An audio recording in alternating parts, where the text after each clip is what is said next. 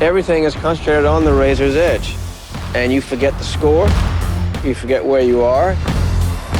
I feel that my body's floating within myself. Arthur Ashe, bright young member of the United States Davis Cup team. We were climbing the ladder of inclusion, and here was this guy in this lily-white institution of top-tier tennis. Arthur was trying to figure out how he could help that would be consistent with his life as a tennis player. Some people think we are all brawn and no brains, and I like to fight the myth. Arthur Ashe, that conjured up a whole image. He started becoming a citizen of the world. Arthur Ashe, the first black player to win the men's Wimbledon singles title.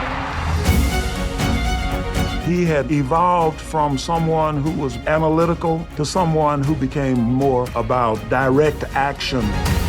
When you brushed away the gentility, his statement would be more militant than mine. His contributions became a guide of what other black professional athletes could accomplish. AIDS became another fight for Arthur, and he picked it up like he did every other cause.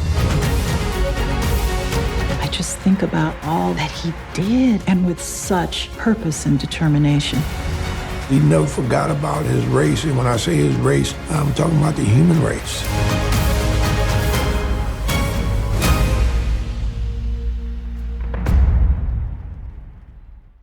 Hello, everyone, and welcome to another episode of The Breeze, Breezeway Productions' The Breeze, where we bring you the latest in independent films and films that are going to be coming out. We are excited to speak with the filmmaking team from Citizen Ashe, which is going to be on HBO Max. We have directors Sam Pollard and Rex Miller. How are you guys? Good. How are you? Very good. Hey, Alex, great to be here. Thank you. Of course. Thanks for joining me today. Tell me a little bit about the documentary Citizen Ashe. Okay, Citizen Ashe is, of course, about the great tennis player Arthur Ashe, but it's more than just a tennis story.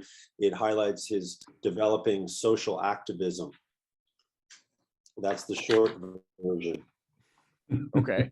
Yeah, that's exactly what it was. I was able to check it out, and I thought it was a great deep dive into the life of Arthur Ashe. And it's very interesting the way that you have a take on his activism and how it was in his life. And then as he was progressing in his career, he was not very hands-on.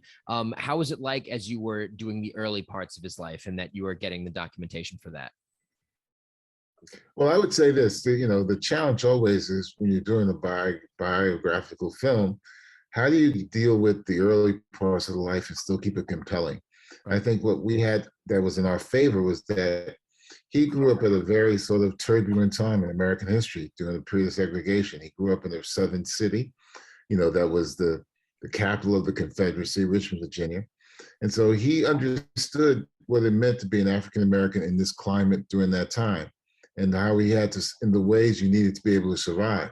Mm-hmm. And I think one of the things that was very impactful was for him, the horrific death of Emmett Till, and understanding that when a young black man went down to a place like Money, Mississippi, by even saying something to a white woman could mean your death.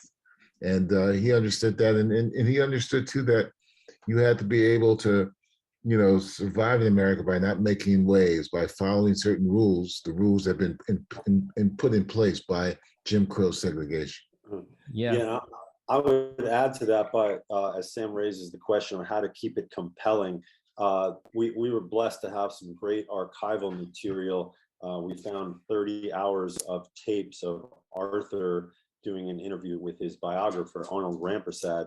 So I feel this film is compelling because it's mostly told in Arthur's voice. You get to hear a lot of the thoughts in his head on a whole range of subjects, from Bobby Kennedy to Jimmy Connors to the death of his mother, to being called an Uncle Tom early in his activism. And so that's one of the things that I was really drawn to when making this project. Yeah.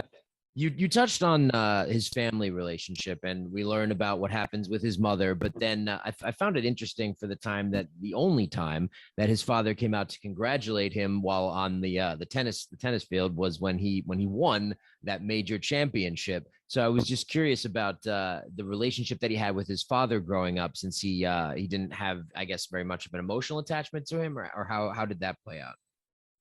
Well, I don't think that's true. No. I think he had a strong emotional attachment to his father. Okay. I think that the only reason his father probably went to the U.S. Open is because it was a big event. It was something that he could afford. You know, he wasn't a rich man, as Arthur says at the end of that match. Mm-hmm. You know, but his father was extremely supportive. They were, if you think about it for a second, Johnny Ashe, Arthur Ashe, and his father after the death of his mother, they were a very tight-knit father and son's family. You know, so no, I think that's mistaken. I think he was very close to his dad. Okay. You know, it wasn't like his dad could just go to all of his matches because he couldn't afford that. I mean, he wasn't a rich man. Right. So, but he completely supportive of his son.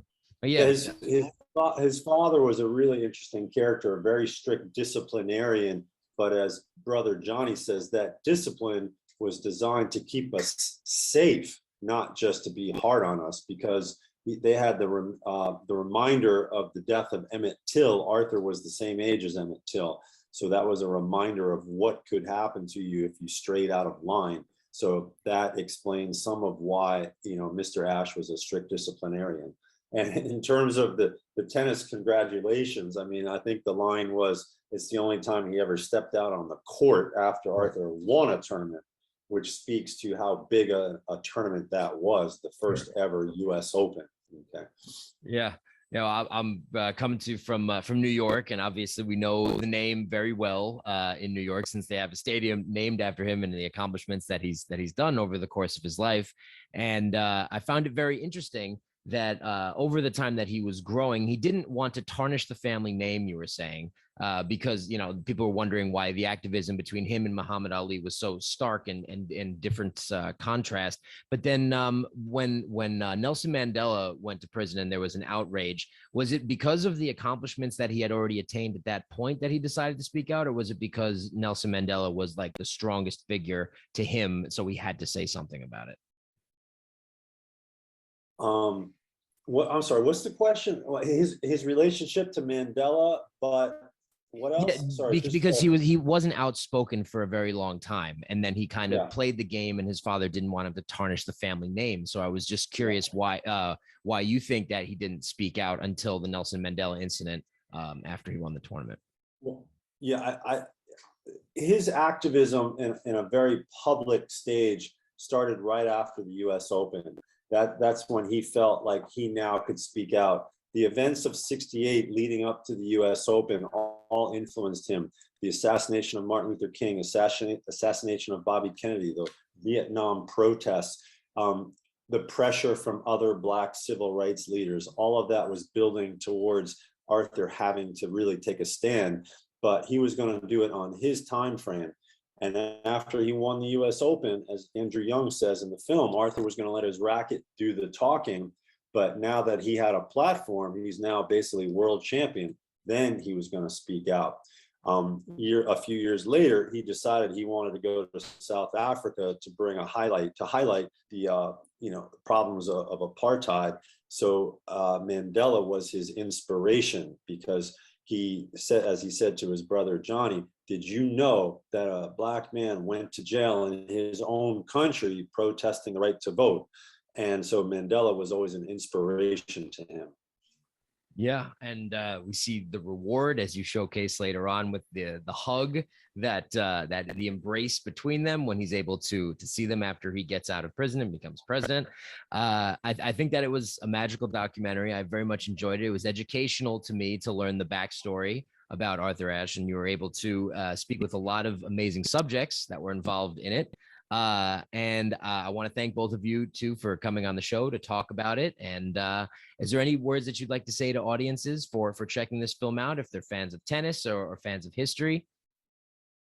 I think it's important for those who are fans of tennis and fans of history to watch this film that really, in my opinion, resurrects, a man who was a phenomenal tennis player and a phenomenal man off the court. Yeah, and then for me, an important takeaway was Arthur encouraging people to get involved. As he said, you can't sit by and do nothing. You have to get involved. And his final words on that were, start where you are, use what you have, do what you can. Yeah, those are strong words to leave us with. And I hope that our audiences are able to check out the show, which is going to be on HBO Max. And I wanted to thank directors Sam Pollard and Rex Miller for joining me today on The Breeze to talk about Citizen Ashe. Thank you so much. Thank you very much, Alex. Have a good day. You too.